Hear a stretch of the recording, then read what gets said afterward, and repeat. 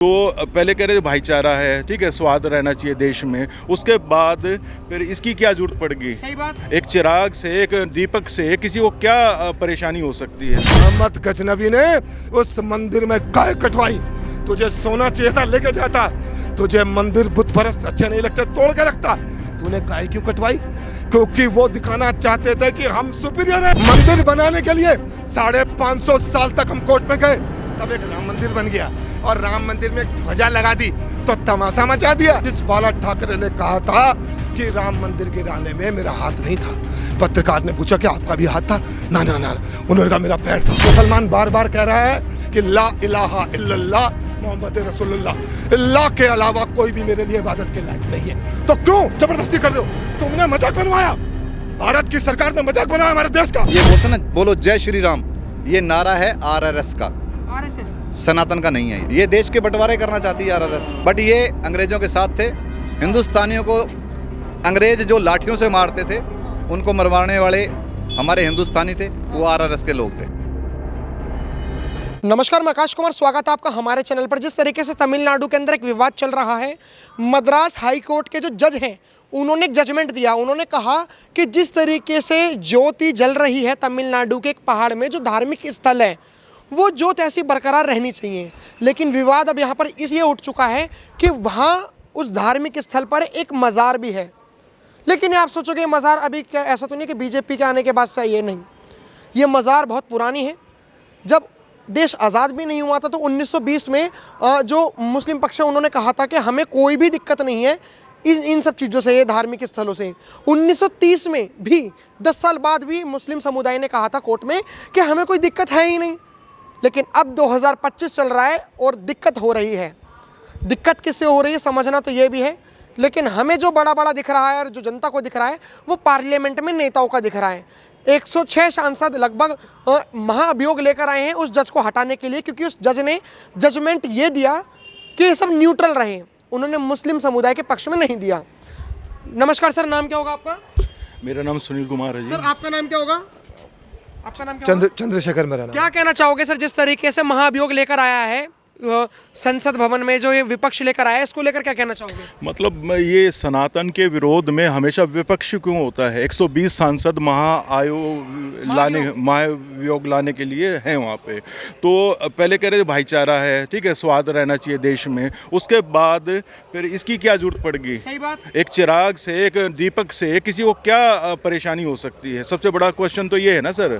और ये तो है नहीं आदिकाल से वहाँ दीप जल रहे हैं साहब। हमारे यहाँ तो इस्लाम आया 1400 साल पहले, और लेकिन ये तो युगों युगों से चला आ रही है ना। और उसमें भी एक दीपक से परेशानी हो रही है। और एक तरफ कह रहे हैं कि साहब हमारे ऊपर शक मत करो, हम तो देश के साथ हैं, हम तो धर्म के साथ हैं, हम तो संविधान से चलने वाले हैं। ठीक है जी। अब संविधान कहाँ गया? सबको ये बराबरी का हक देता है संविधान, तो उसमें ये कौन सा कॉन्सेप्ट आ गया? देखो, आपको क्या लगता है एक ज्योति जलाना इतना बड़ा अपराध हो गया? और जलाना तो छोड़िए, एक जज का जजमेंट देना लोकतांत्रिक देश में, आपको लगता है कि लोकतंत्र से सिक्योर है? कोई जज न्यूट्रल जजमेंट दे पाएगा लॉ के हिसाब से? ऐसे तो आप जज सब डर जाएंगे। अगर महाभियोग आ गया, उस जज को नौकरी से निकाल दिया, हट गया वो, तो ऐसे तो सारे जज डर जाएंगे। वो तो फिर कोई भी हिंदुओं के पक्ष में या फिर न्यूट्रल भी नहीं दे पाएगा जजमेंट। अभी ऐसा है कि मतलब जो हमारे देश के जो मतलब ऐसे लोग हैं जो अपने धर्म से प्यार करते हैं, हाँ। जो सनातन धर्म को अर्थ को समझते हैं। हाँ। देखिए, बुरा मत मानना मेरी बात का, खाली चीखना चिल्लाने से सनातन धर्म का कोई ज्ञान नहीं होता, ठीक है ना। बड़ी किताबें पढ़नी पड़ती हैं, बड़े पन्ने पलटने पड़ते हैं, उसके बाद पता चलता है कि सनातन क्या होता है, ठीक है ना। 1950 में नासा बना था, आज 2025 है, 75 साल पहले। और नासा अब सैटेलाइट भेजता है, GPS उसने दे दिया, पता नहीं क्या क्या दे दिया। आपको मैं बहुत सारी बातें बताऊँ, सुननी पड़ेंगी आपको। सोमनाथ का मंदिर है गुजरात के अरब सागर में। हाँ। आप कभी गए हो? तो मैं गया हूँ, एक बार नहीं कई बार गया। उस सोमनाथ के मंदिर को अब जब जाएंगे, 17 बार मोहम्मद गजनबी ने तोड़ा था, ठीक है ना। तो वहाँ पर एक स्तंभ है, जब उस स्तंभ पे आप जाएंगे, उस स्तंभ पे एक सीधी सी रेखा बनी हुई है, और उस स्तंभ पे 7वीं सदी में कुछ लिखा हुआ है। कब? 7वीं सदी में, जब इस्लाम नाम का कुछ भी अस्तित्व नहीं था। और उस स्तंभ में यह लिखा हुआ है कि यहाँ से सीधी रेखा साउथ पोल तक, दक्षिणी ध्रुव तक, मतलब जहाँ तक धरती का आखिरी कोना है वहाँ पर धरती का एक कण भी नहीं है, मतलब वहाँ पर जल ही जल है। समझ रहे हो मेरी बात को? आखिरी कोने तक धरती के। आज नासा, आज सैटेलाइट, आज पूरा विश्व कहता है ये बिल्कुल सत्य है। मैं ये पूछना चाह रहा हूँ कि आज से 1500 साल पहले कौन सी विधि थी? एक मिनट, कौन सा ज्ञान था? मैं वहीं आ जाऊंगा जहां पे कौन सा ज्ञान था। उन लोगों के पास आत्मज्ञान था, उन लोगों के पास ऐसी ज्योतिष शक्ति थी जो पूरे ब्रह्मांड को अंतरिक्ष को समझते थे। उन्होंने 7वीं सदी में बता दिया कि देखो यहां से दक्षिणी ध्रुव तक हजारों किलोमीटर आगे तक एक धरती का कण नहीं है। एक धरती का मतलब एक कण का मतलब एक सीमेंट की बूंद नहीं है, पानी ही पानी है।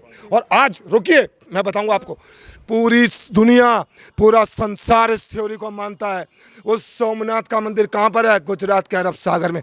17 बार तोड़ा मोहम्मद गजनबी ने, उस मंदिर में गाय कटवाई। तुझे सोना चाहिए था, लेके जाता। तुझे मंदिर बुत परस्त अच्छे नहीं लगते, तोड़ के रखता। तूने गाय क्यों कटवाई? क्योंकि वो दिखाना चाहते थे कि हम सुपीरियर हैं, हम सर्वश्रेष्ठ हैं, सर्वे सर्वा हम हैं। हमें गाना सुनाया जा रहा है। आज हमसे पूछा जा रहा है, आप पत्रकार होकर पूछ रहे हो कि 106 या 120 सांसदों ने सिग्नेचर कर दिए, लेकिन मैं कह रहा हूं कि हमको इसमें खुशी होनी चाहिए कि हमको डूब मरना चाहिए।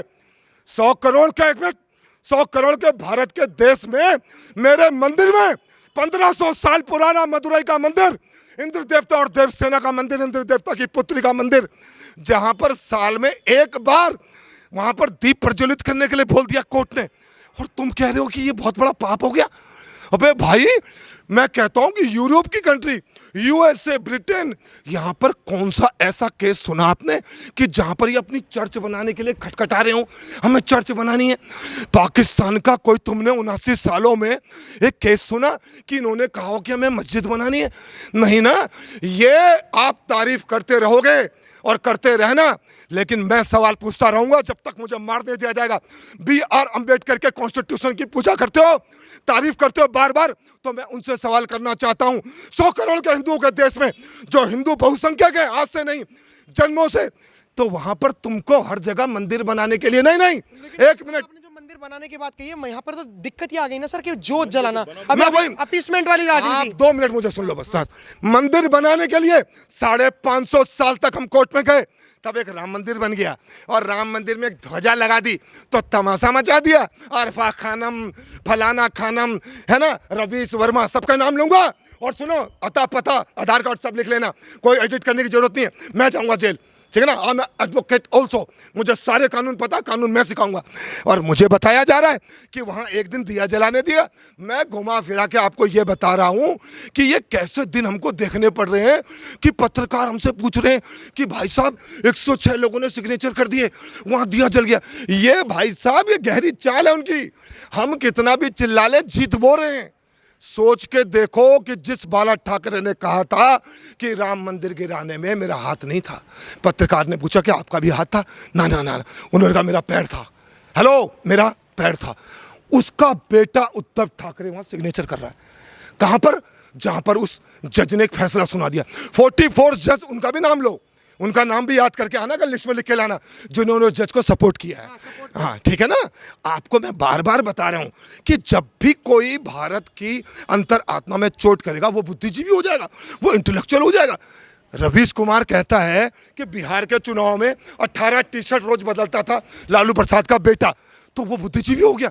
उसने टी-शर्ट के कलर बता दिए, टी-शर्ट की गिनती बता दी। देखो मेरी बात सुनो, उसी दक्षिण भारत में जहां पर मुस्लिम बहुसंख्यक हो गए थे, समझ रहे हो, एक क्षेत्र में हिंदू और मुसलमान दोनों रहते थे, लेकिन मुस्लिम बहुसंख्यक हो गए। फिर वहां पर जब यात्रा निकाली जाती थी, 10, 20, 50, 100 लोग होते होंगे हिंदू, वो बेचारे अपनी देवी की यात्रा निकालने, मुसलमानों का नो, बिल्कुल नहीं, ये अब नहीं होगा।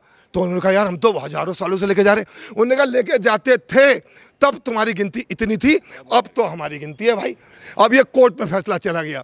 कोर्ट ने फिर कहा कि अगर तुम ऐसा करोगे तो मैं हाँ कह दूंगा कि भाई हिंदुओं मत निकालो यहाँ से यात्रा, लेकिन फिर जहाँ पर हिंदू ज़्यादा होंगे वहाँ तब तुम ताजिए निकालोगे, छाती पीटोगे, खून बहाओगे, और तब तुम्हारा कोई खेल नहीं है।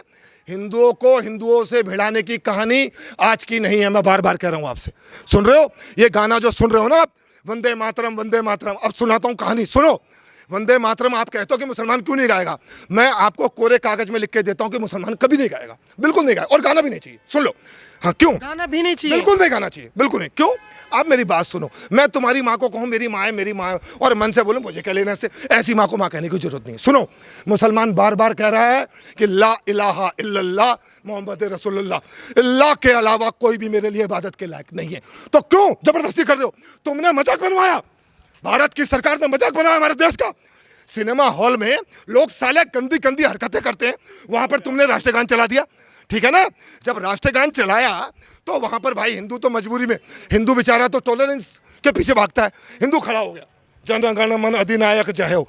लेकिन मुसलमान लोग हम क्यों खड़े हो भाई इसमें? हमारे लिए अल्लाह के आगे कोई नहीं है।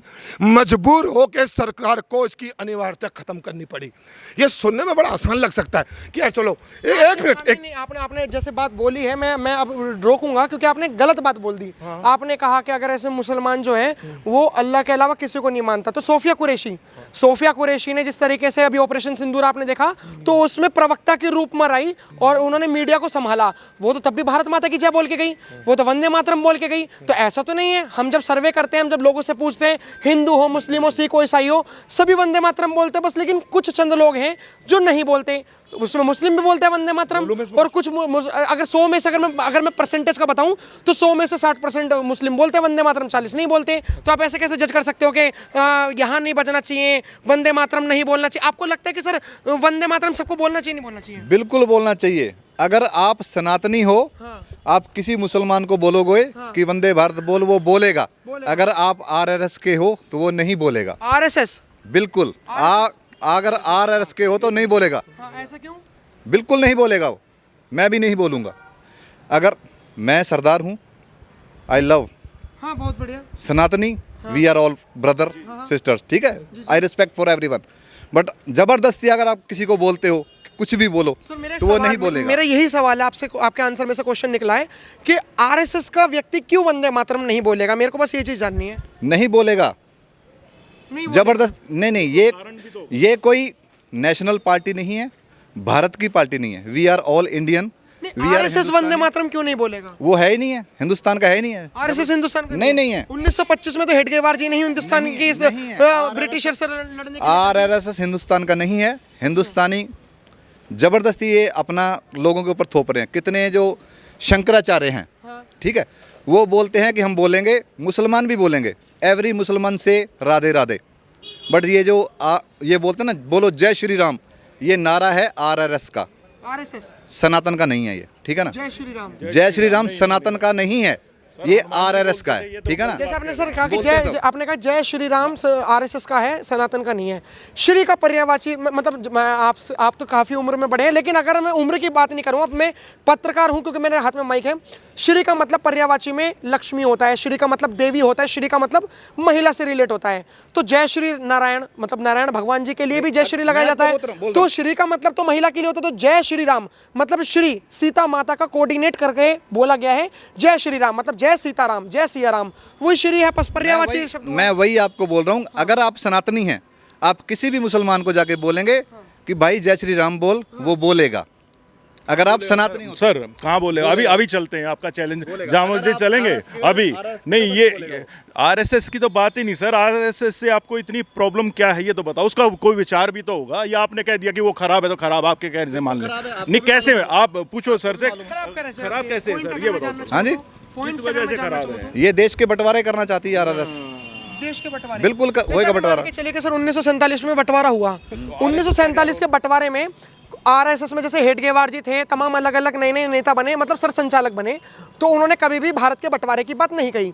मोहम्मद अली जिन्ना जो मुस्लिम लीग से था, उन्होंने बंटवारे के लिए पेश करा था अपना वो लेटर, उन्होंने कहा था बंटवारा करो। 1971 में जब इंदिरा गांधी ने बांग्लादेश और पाकिस्तान, ईस्ट पाकिस्तान और पाकिस्तान को जब अलग करा, तब भी 1971 में आरएसएस जो था वो हमारे भारत देश की आर्मी के साथ था। 1962 में जब चाइना, ये अंग्रेजों के साथ थे, अंग्रेजों के गुलाम। तो इंदिरा गांधी झूठी है? फिर इंदिरा गांधी ने जो शुक्रिया करा, इंदिरा गांधी झूठी हो सकती है, आई डोंट नो, बट ये अंग्रेजों के साथ थे। हिंदुस्तानियों को अंग्रेज जो लाठियों से मारते थे, उनको मरवाने वाले हमारे हिंदुस्तानी थे, वो आरएसएस के लोग थे, ठीक है ना। बोलना पड़ेगा मुझे, बोलना पड़ेगा। बोलिए। 2 लोगों का मैं नाम बोलूंगा, कहानी तो मेरे पास बहुत सारी है, लेकिन 2 लोगों का नाम, अशफाक उल्लाह खान, सुना है नाम आपने? राम प्रसाद बिस्मिल, सुना है नाम आपने? ये दोनों ने वीरगति को प्राप्त हुए हमारे देश में, इनको फांसी चढ़ाई गई। इनके संग कौन थे? चंद्रशेखर पंडित, उन्होंने अब बलिदान अपने आप दे दिया, पता है ना आपको? हाँ, तो उनको क्यों सजा हुई थी? काकोरी कांड में। तो अब मेरी कहानी सुनो। ये अब क्या कहते हैं, little knowledge is a very dangerous thing. तो ये छोटी मोटी जानकारी छोड़ दो। अब सुनो कि उन लोगों का अशफाक उल्लाह खान और राम प्रसाद बिस्मिल को सजा फांसी की दिलवाने वाला कौन था? जगत नारायण मुल्ला। और वो कौन था?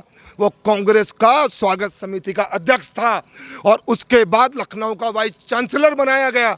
उसके बेटे को लोकसभा का इलेक्शन लड़ाया गया, उसके बेटे को राज्यसभा पहुंचाया गया और उसके बेटे को हाई कोर्ट का जज बनाया गया। और इससे गहरी बात और सुनो, अगर कभी गलती से लखनऊ चले जाओ तो उसके नाम की वहाँ सड़क है, जगत नारायण की मुल्ला के नाम की सड़क है। और सुनो, आज 2025 में भी 500 रुपये में बहुत अच्छा खासा गुजारा कर लेते हैं लोग। कर लेते कि नहीं कर लेते?